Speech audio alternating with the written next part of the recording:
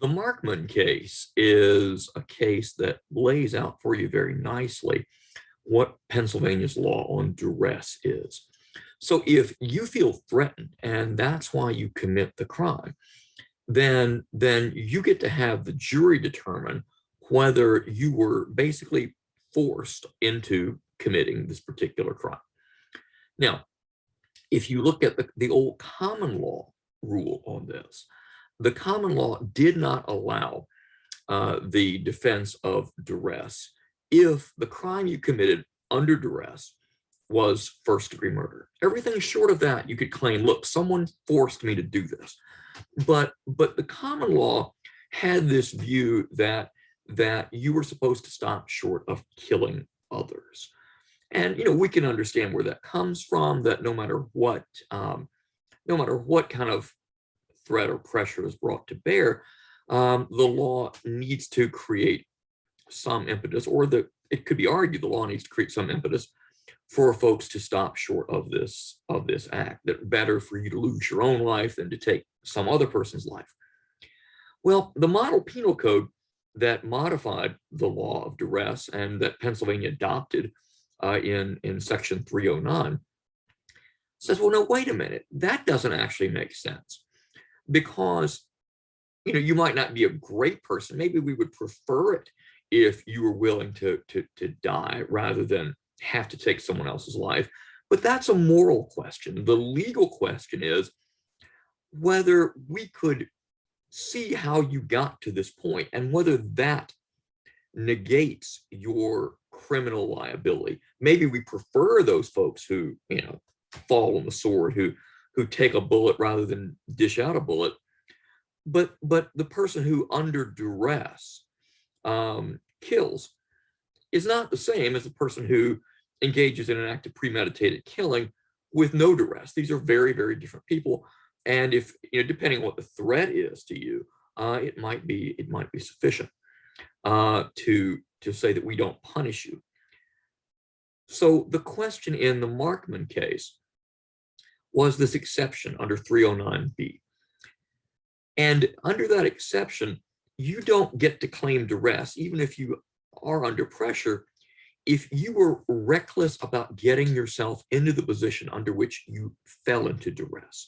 So if you just happen to join the Hells Angels and they tell you, if you don't kill a rival gang member, we're going to cut off your arm, or we're going to kill you or kill your family. And you knew going into, or should have known, or were not, you turned your back on the knowledge that you had about how dangerous this group was or what they were capable of. So if you were reckless in joining the Hells Angels, reckless to the fact that they could well put pressure on you to do very illegal things, then you don't get to claim duress.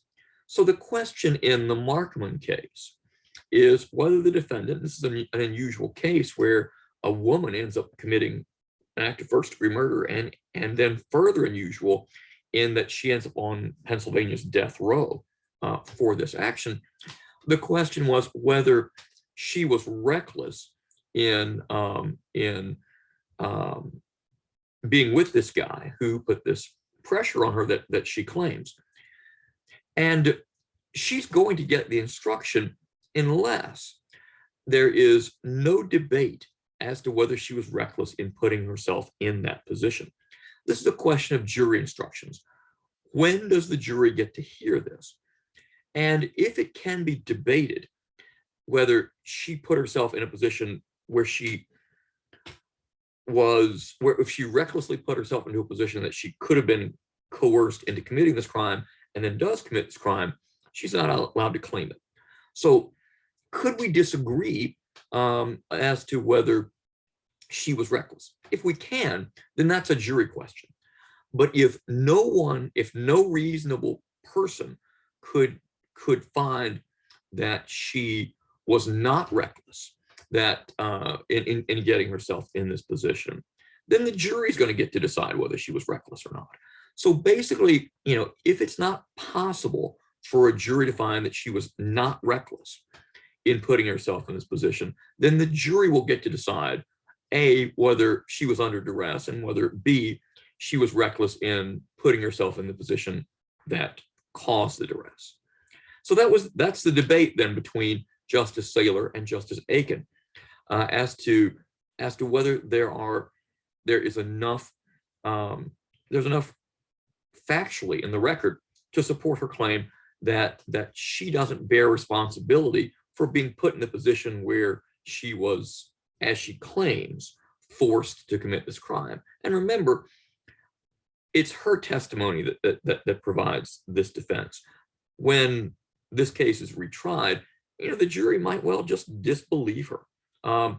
That the jury could find that she was reckless in getting in the position, and the jury could find that there wasn't enough evidence presented to show that she was under duress sufficient to cause her to commit first-degree murder. But that's the Markman case, and lays out for you very nicely that under Pennsylvania law, which tracks the model penal code, you are allowed, even in cases of first-degree murder, to claim that I was under pressure that caused me to commit the act.